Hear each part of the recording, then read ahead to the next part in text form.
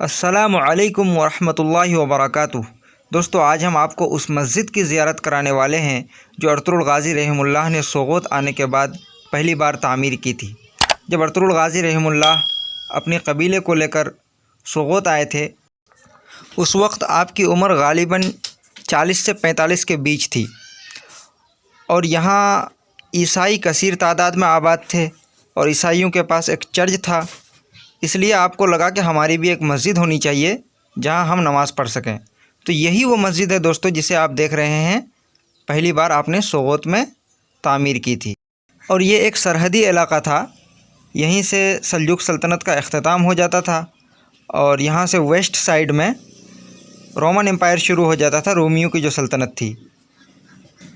اور اس مسجد کے اندر ایک کنواں بھی ہے دوستو، جس کا اتہاس یہ ہے کہ جب آپ یہاں ہجرت کر کے آئے تھے تو یہاں آس پاس میں عیسائی کثیر تعداد میں موجود تھے۔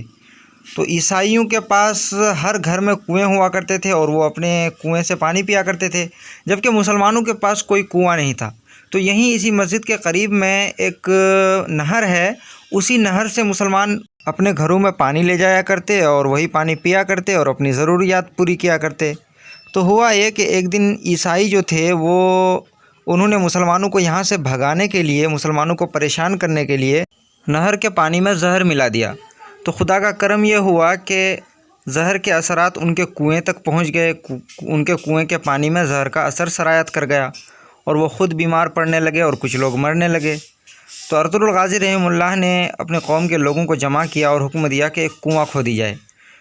تو یہی کنواں جو ہے ارطغرل غازی رحمہ اللہ نے کھودوائی تھی، اور 3 دن تک اس کنویں کا پانی آپ نے خود پیا اور اپنے گھوڑے کو پلایا، کسی کو پینے کا حکم نہیں دیا، تاکہ اگر نقصان پہنچے، ہو سکے کہ ان میں بھی زہر سرایت کر گیا ہو تو نقصان صرف مجھے پہنچے اور میرے گھوڑے کو پہنچے اور میرے قوم کے لوگ محفوظ رہے۔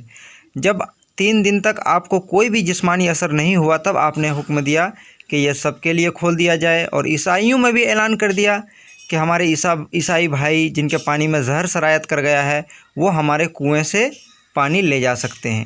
یہ آپ کی سخاوت، دریا دلی تھی دوستو۔ دیکھیے دوستو، یہی وہ کنواں ہے جو آپ نے کھودوائی تھی۔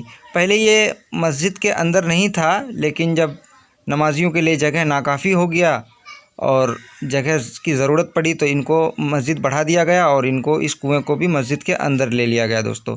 اور یہ پہلے تو بند کر دیا گیا تھا، لیکن بعد میں ترکی حکومت نے اپنی تاریخ کو دوبارہ زندہ کرنے کے لیے انہیں دوبارہ کھودوایا۔